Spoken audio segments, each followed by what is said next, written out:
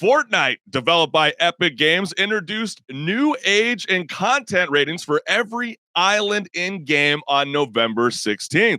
The idea was to inform parents and players about the experiences that each island in game mode would provide and also allow restrictions based on family preferences. As you can see from this image, you're going, what is wrong with that girl?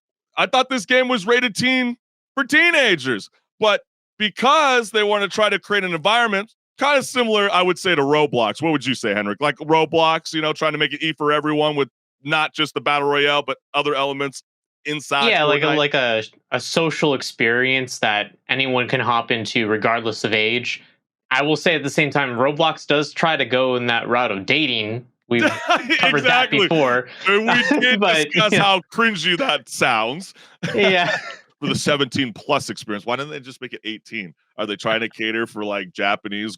Oh God, we're not going to go there. But anyways, let's stick back to the Fortnite ordeal.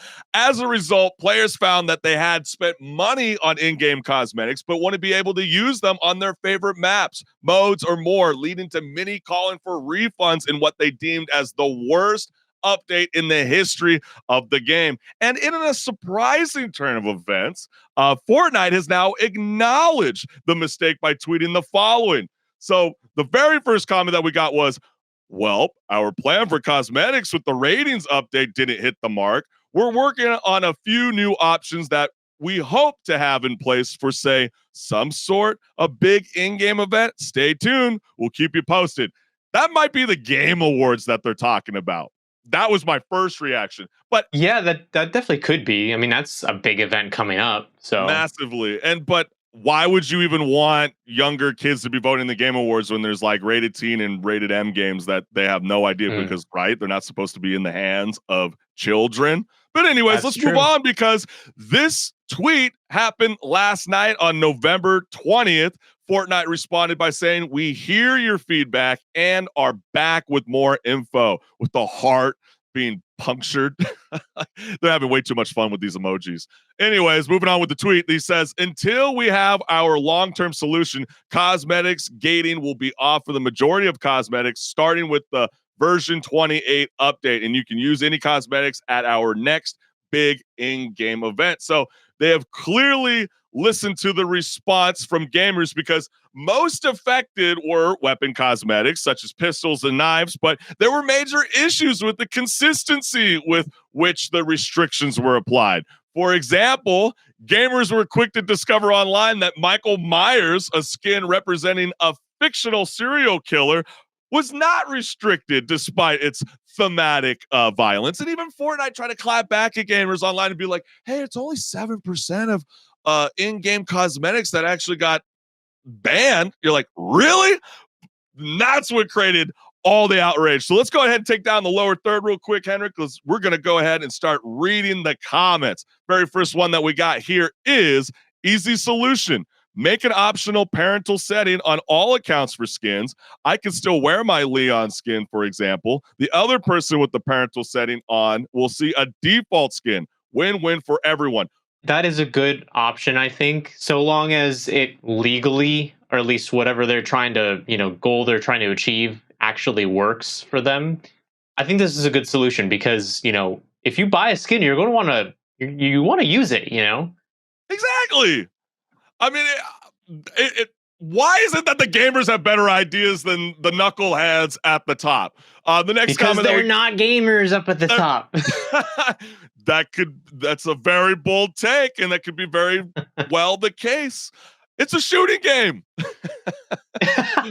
with the ice cream melting. I love it. The game has always been violent, laughing out loud. Since day one, we've been eliminating people. That's the joke about all this ordeal when it comes to Epic Games. Bro, this is extremely random and unnecessary. Do they know the game consists of guns? Yeah, we've all been wondering. Age-restricting skins with guns and a third-person shooter. These Nimrods are so neuro-impaired. And last, getting the new generation accustomed to censorship. I see. That's a bold take.